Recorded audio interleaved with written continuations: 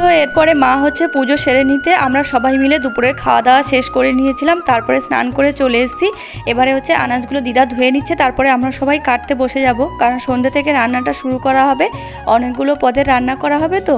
আর তারপরে হচ্ছে আমি এখানটায় স্নান সেরে চলে এসেছি, আর গ্যাস ট্যাস তো আগে পরিষ্কার করে নিয়েছিলাম।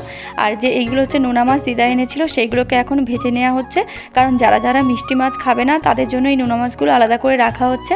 আর এটা যেহেতু সকাল থেকে আনা হয়েছিল তাই দুপুরে ভেজে নিলাম, রাতের অবধি আর সময় অবধি অপেক্ষা করা হয়নি। আর যেগুলো হচ্ছে মাসি আসার সময় মাছ নিয়ে আসবে মিষ্টি মাছ, সেগুলো রাত্রে রান্নার সময় ভাজা করা হবে। তো এখানটায় আমি আর দিদা বসে গিয়েছি আনাজ করতে।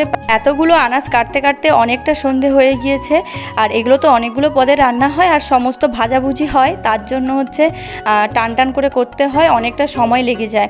আর আজকের কারেন্টে এত পরিমাণে প্রবলেম করছিল, আর এদিকটা পুরো অন্ধকার মতন, তাই তোমাদের সঙ্গে আর কোনো রকম শেয়ার করতে পারিনি। দেখতে পাচ্ছ যে বেশিরভাগ সব আনাজ কাটা হয়ে গিয়েছে, সন্ধ্যাও লেগে গিয়েছে, তার জন্য হচ্ছে এখন একটু কারেন্টটা আসতে আর তোমাদের সাথে আর সোলারের আলোটা জেলে আর শেয়ার করছি। আজকের ভীষণ কারেন্টের অসুবিধা করেছে, আর আমাদের রান্না পুজোয় বেশিরভাগ সব ভাজাভুজি হয় তো তাই টান টান করে করতে হয়। আর আমাদের বাড়িতে নারকেল ভাজার হচ্ছে এই পথটা হয়, তার জন্য মাসি এখানে নারকেল তুলে দিচ্ছে, কারণ কেউ নারকেল ছাড়াতে পারে না। আর এগুলো হচ্ছে আমার বাপের বাড়ির গাছের নারকেল, এত বড় বড় সাইজের নারকেল, তো আমি কোনোদিনই এত বড় নারকেল আর কি দেখিনি। তো সন্ধে হয়ে গিয়েছে তাই মা এদিকে সন্ধ্যাটা সেরে নিয়েছে, আর মাসি এদিকে নারকেলটা তুলে দিলে নারকেলটা কাটা হয়ে গেলে সমস্ত কিছু কাটা কমপ্লিট হয়ে যাবে, তারপরে মা চলে যাবে উনান ধরাতে আর কি রান্না করার জন্য। তো এখন প্রায় মাঝরাত হয়ে গিয়েছে, 12টার বেশি হয়ে গেছে। এপাশে গ্যাসে কিছু করা হচ্ছে আর ওপাশে উনানে মা করছে, আর আমিও কিছু হেল্প করে দিচ্ছি। মাসি ওপাশে মাছ ভাজা আর কিছু টুকটাক ভাজাভুজিগুলো করছে, আর মা এখানে বাদবাকি যেগুলো বেশি বেশি পরিমাণে আছে সেগুলোকে হচ্ছে মা উনানে ভেজে নিচ্ছে।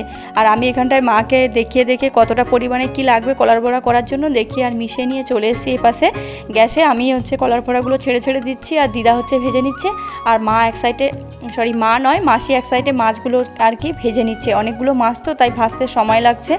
আর এখানটায় হচ্ছে আমরা কলার বড়া আর কি ভেজে নিচ্ছিলাম। আমাদের বাড়িতে এই শুধু পিঠের মধ্যে কলার বড়া আর পায়েস হয়, আর অন্য কোনো রকম পিঠে হয় না। সমস্ত রান্নাবান্না শেষ করে উঠতে ভোর হয়ে যাবে, তাই আজকের ভিডিওটা এখানেই শেষ করে দেব। যদি আজকের ভিডিওটি ভালো লেগে থাকে তাহলে আমার চ্যানেলটি সাবস্ক্রাইব করে আমার পাশে থেকো। নেক্সট ভিডিওতে তোমরা দেখতে পাবে পরের দিন সকালে, মানে পান্নার দিন সকালে কেমনভাবে সব পুজো হলো আর কি করলাম দেখতে হলে কিন্তু আমার পাশে থাকতে হবে। তো আজকের মতন ভিডিওটা এখানেই শেষ করছি, দেখা হচ্ছে নেক্সট ভিডিওতে।